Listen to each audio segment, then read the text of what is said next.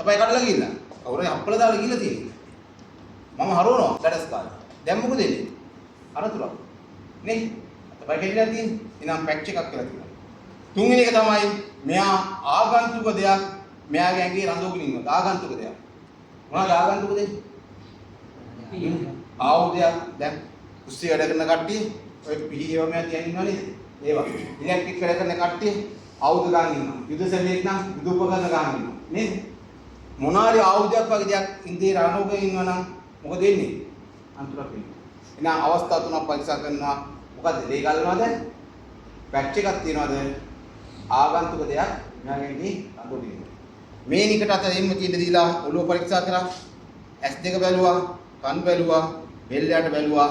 අනතුරක් නැත්තම් මගේ අත මාරු කරගන්න. මේ අත අර අල්ලන් ඉඳපු විදිහමයි. මේ අත් දෙක මාරු කරගන්න. මාරු කරලා මගේ පැත්ත අත උඩ ඉඳලා පල්ලයට බලනවා. බලනවා අනතුරක් කියලා තියනවද කියලා බලලා නැත්තම් මේ විදිහට තියාගන්න. පපුව බඩ ඉන බඩ පොඩ්ඩක් තද කරලා බලනවා. අභ්‍යන්තරයේ ගැනීමක් තියෙනවා නම් බඩ තද එනීම තද වෙන්නේ නැහැ. බැලුවා. මගේ පැත්තේ කකුල උඩ ඉඳලා බැලුවා. පෑන තියෙනවා. පෑන වැඩි පරිස්සමට කියලා මම මෙහෙම තියාගන්න. දැන් මොකද වෙන්නේ? මෙහෙම තියාගත්තොත් මං හරවද්දී මෙයා මේ උඩට ඇටෙන්නේ. ඒ නිසා මේක ගෙනිලා එළියෙන් තියන්න. මගේ පැත්තේ කකුල බැලුවා. එළියේ කකුල උඩ ඉඳලා බලනකම් මුතාවක් තියෙනවා.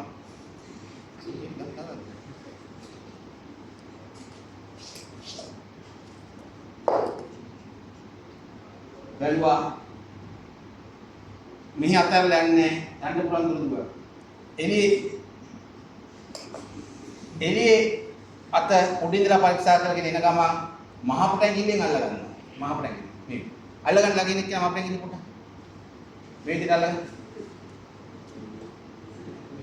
මහ පුටැඟිල්ලෙන් අල්ලගන්න.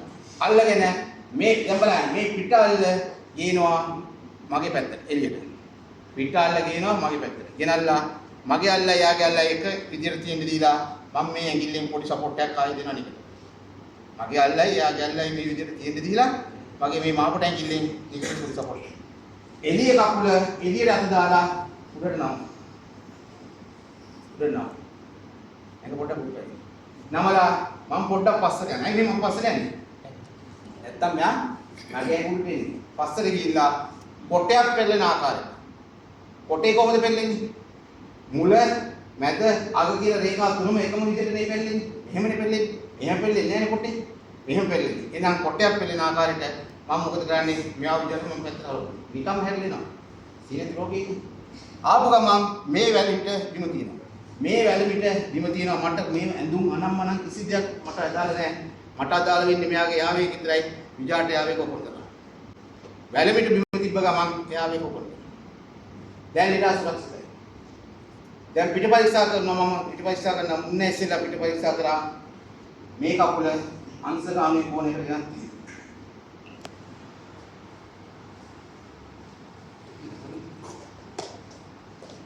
දැන් කොහොමද?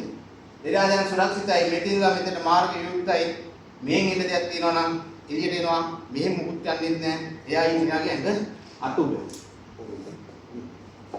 එදා ඉතාමත් කෙටි කාලයකදී කතාවත් ඉවත් වෙනවා. දෙකම එක. ෆොටෝ දෙකම එක. කොහොමද? එදා මේ පැත්තට පෙරලෙන්නෙත් නැහැ. මේ පැත්තට පෙරලෙන්නෙත් නැහැ. එදා ඉතාමත් ඉක්මනින් ගොඩ දා ගන්න පුළුවන් මට්ටමක. පැහැදිලිද? පැහැදිලිද අපි මේකට කියනවා රිකවරි ප්‍රොසෙස්. හරි නේද? රයිට්. ඉතින් වැඩෙන්න